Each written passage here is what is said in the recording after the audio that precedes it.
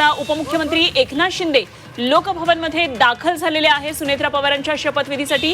शिंदे पोहोचलेले आहेत। आज खरं तर शिंदेंचा दौरा होता, मात्र आज शपथविधी होणार यावर शिक्कामोर्तब झाल्यानंतर त्यांनी त्यांचा राजकीय दौरा अर्धा सोडला आणि ते तातडीने मुंबईकडे फिरले आणि लोकभवनमध्ये आता एकनाथ शिंदे यांचा हा ताफा दाखल झालेला आहे।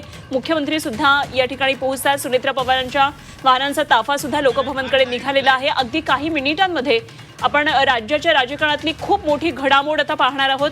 खरं तर शपथविधी यापूर्वी सुद्धा अनेकदा झाले, काही शपथविधी हे आतापर्यंत ऐतिहासिक मानले जात होते, मात्र आजच्या या शपथविधीच्या कार्यक्रमाला एक वेगळं महत्त्व आहे आणि हे महत्त्व आपण या चर्चेच्या माध्यमातून सध्या आपण पाहतो। आपल्याबरोबर झी 24 तासचे संपादक कमलेश सुतार सर पण आहेत आणि त्याचबरोबर काही मान्यवर सुद्धा आता जोडले जात आहेत। मात्र राज्याच्या राजकारणाच्या दृष्टीने सगळ्यात महत्त्वाची घडामोड सध्या आपण पाहतो।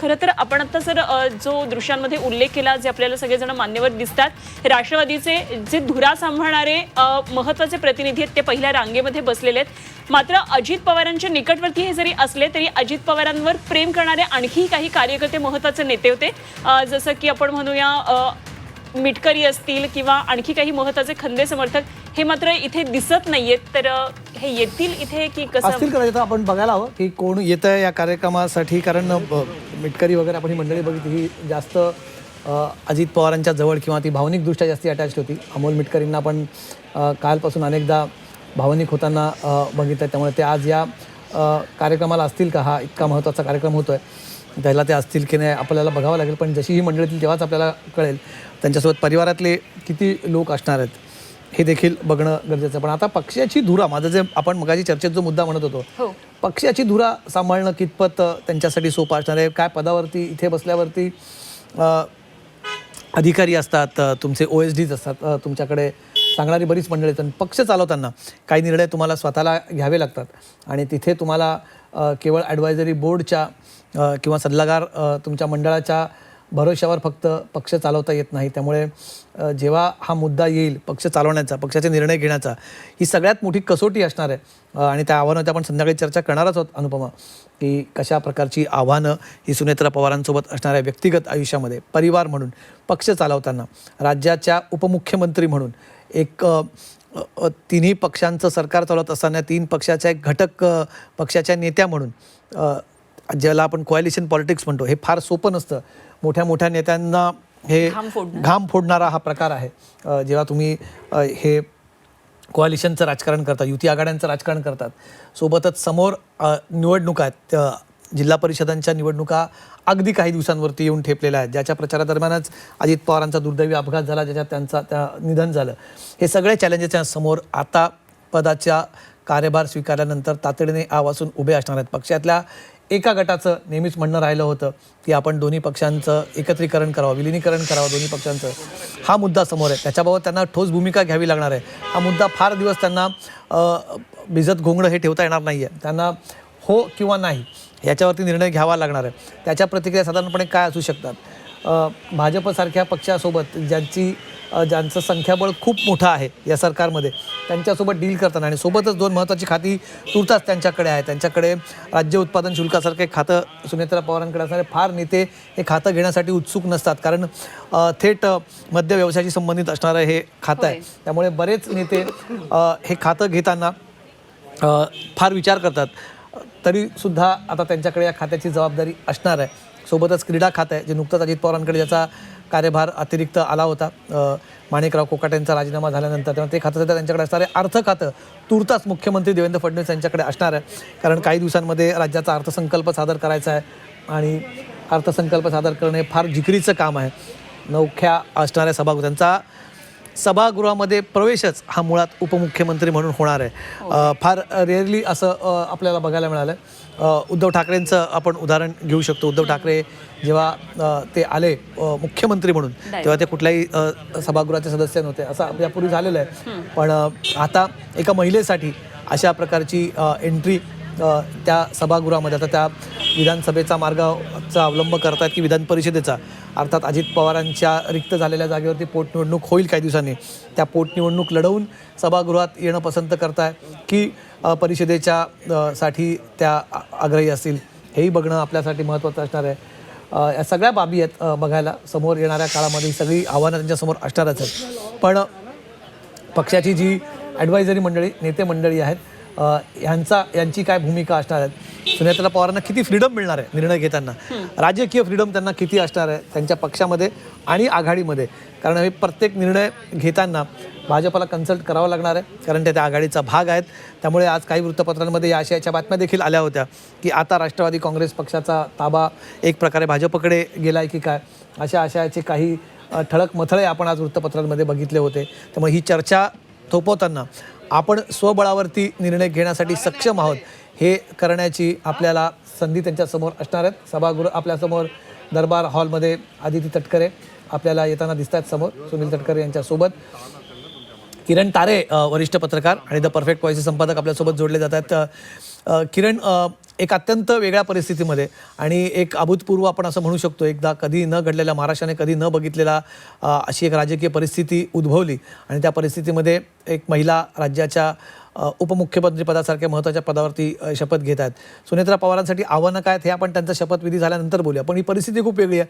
जे राजकारण आज दिवसभर सुरू होतं त्याच्यातनं वेगवेगळ्या चर्चा सुरू होतात. एक पत्रकार म्हणून तुम्ही अजित पवारांना अत्यंत जवळनं बघितलं आहे, त्यांचं राजकारण तुम्ही बघितलं आणि युती आघाड्यांचं राजकारण गेले 2 दशकाहून अधिक काळ तुम्ही बघताय. या सगळ्या घटनाक्रमाकडे किरण तुम्ही कसं बघता? नाही, अत्यंत अनपेक्षित अशी सगळी घटना आहे. म्हणजे सगळ्यांना जो ज्या प्रकारचा आघात झालेला आहे अजितदादांच्या मृत्यूनंतर, त्यानंतर सुनेत्रा पवार यांच्याकडे पक्षाची सूत्र येणं हे कोणालाही तसं या घडीमध्ये अपेक्षित नव्हतं.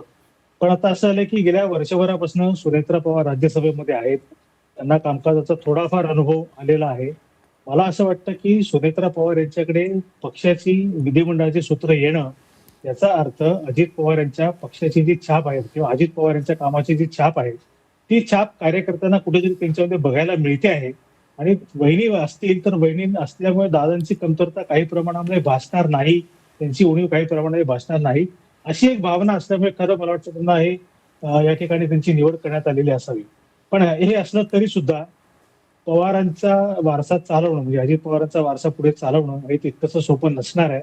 राजकारणामध्ये सगळ्याच गोष्टी फार सोप्या नसतात आणि तुमच्या बाजूला जेव्हा देवेंद्र फडणवीस आणि एकनाथ शिंदे यांच्यासारखे अत्यंत धोरणी, अत्यंत मुत्सद्दी राजकारणी सोबत आहेत, अशा वेळेला आणि प्रफुल्ल पटेल आणि सुनील तटकरे यांच्यासारखे मोरे राष्ट्रवादी काँग्रेसचे विधिमंडळामध्ये नसणार आहेत, ते विधिमंडळाच्या बाहेर असणार आहेत किंवा ते महाराष्ट्राच्या राजकारणाच्या बाहेर असणार आहेत.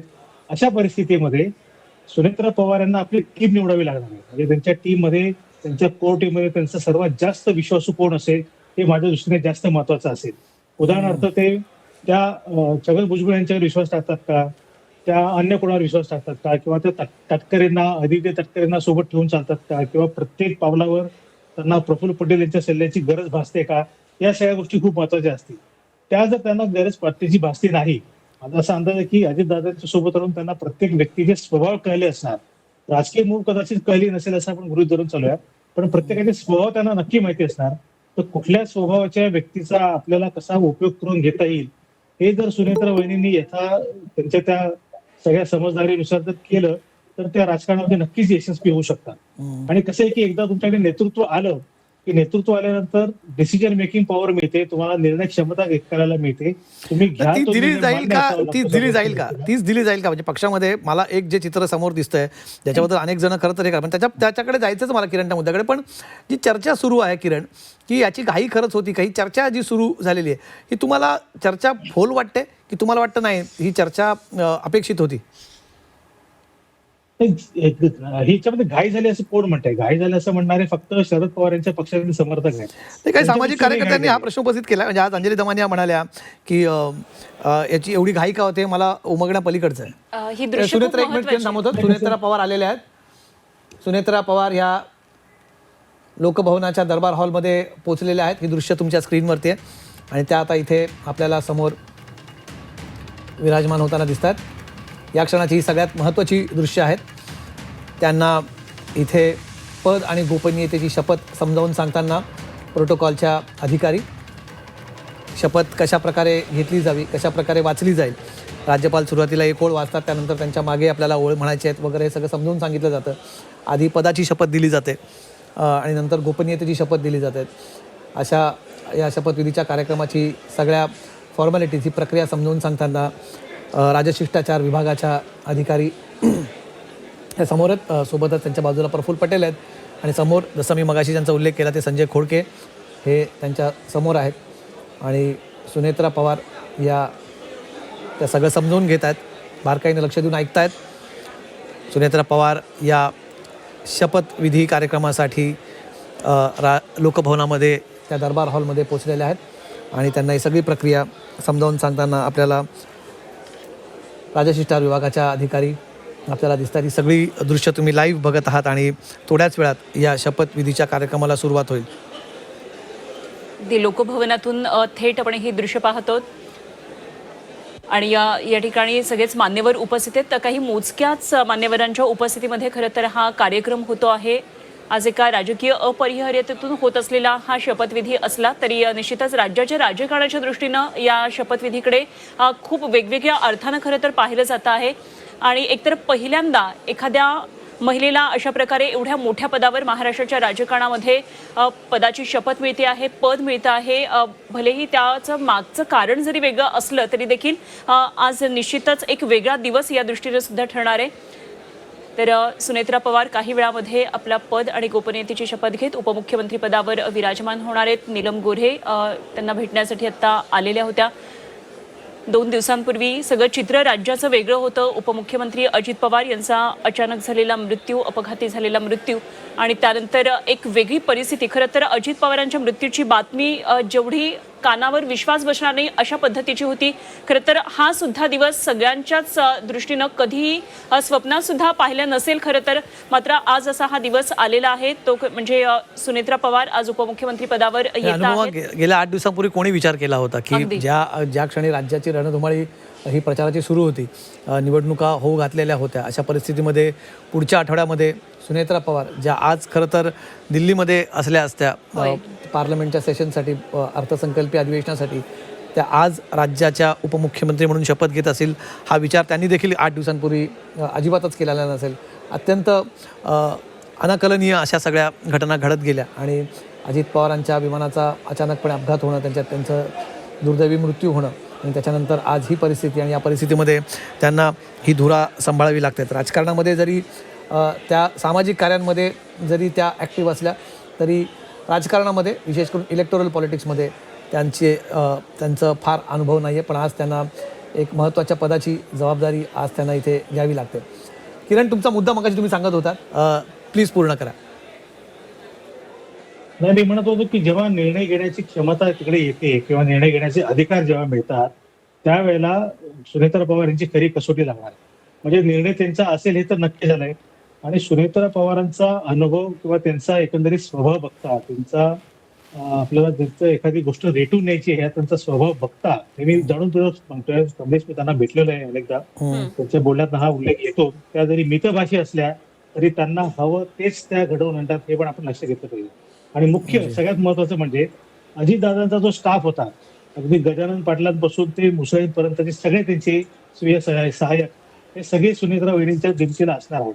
त्यामुळे कुठली फाईल महत्वाची आहे, कुठल्या फाईलवर काय निर्णय घेतला होता, अजितदादांची विचार करण्याची प्रक्रिया काय होती, त्यांनी काय विचार केला होता, याची खडानखडा माहिती असणारा स्टाफ त्यांच्यासोबत असणार आहे. त्यांना फक्त निर्णय घ्यायचे. तुम्ही म्हणत तो मुद्दा बरोबर आहे, तो निर्णय त्यांना तितक्याशा मोकळेपणाने घेता येईल का, त्या कोणाच्या तरी दबावाखाली काम करतील, हा खरा मुद्दा त्याच्यामध्ये उठतो. दोन्हीकडे सरकारमध्ये पण आणि पक्षाच्या निर्णय प्रक्रियेमध्ये पण. म्हणजे त्यांच्यावरती त्यांना नेहमीच सगळे निर्णय in consultation with Praful Patel, Sunil Tatkare घ्यावे लागतील का, असा एक साधारणपणे एक कुजबूज सुरू आहे. तो एक समज आहे की सगळे निर्णय तसे घ्यावे लागतील का, पण मला असं वाटतं की जोवर त्या सगळ्या सरावत नाहीत, सगळ्या प्रशासनाला जोवर सरावत नाहीत, तोवर त्या नक्कीच कोणातरी सल्ल्याने काम करतील, तटकरे असतील किंवा प्रफुल्ल पटेल असतील.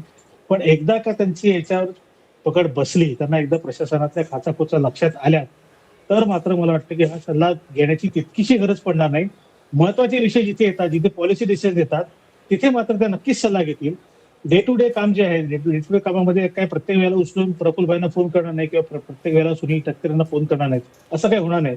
त्यांच्या जोडीला कोणीतरी असा अनुभवी अधिकारी दिला जाईल आणि तो अधिकारी हा यांच्या विश्वासातला असेल, तो देवेंद्र फडणवीस यांच्या विश्वासातला असेल आणि त्यामुळे त्यांना काम करणं सोपं व्हावं, असं माझा याच्यातला अंदाज आहे. मला असं वाटत नाही की त्यांना कुठेतरी अडचणी आणण्याचा प्रयत्न होईल किंवा सुनेत्रा पवार नौके आहेत तर त्यांच्यावर दबाव टाकून काहीतरी कामं करून घेण्याचा प्रयत्न होईल, असं आत्ताच्या घडीला होणार नाही. सुनेत्रा पवार या सगळ्या गोष्टी कशा हँडल करतायत, त्या लोकांशी कसं डील करतायत, त्या कसं वागतायत, त्याच्यावर बऱ्यापैकी गोष्टी अवलंबून असतात.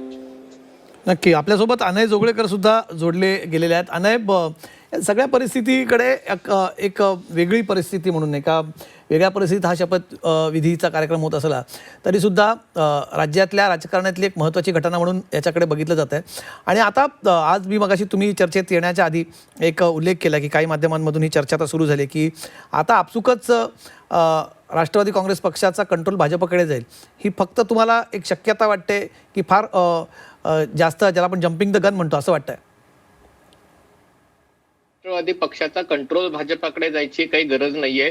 राष्ट्रवादी काँग्रेसला स्वतःचं अस्तित्व टिकवणं गरजेचं आहे. कारण गेल्या स्थानिक स्वराज्य संस्थांच्या निवडणुकीमध्ये बघितलं तसेही दोन्ही राष्ट्रवादी पक्ष एकत्र होते आणि एकत्र आलेही होते. पण तरी देखील राज्यातली एकही महापालिका जिंकण्यात, पिंपरी चिंचवडची महापालिका जिंकण्यातही त्यांना यश मिळालेलं नाहीये.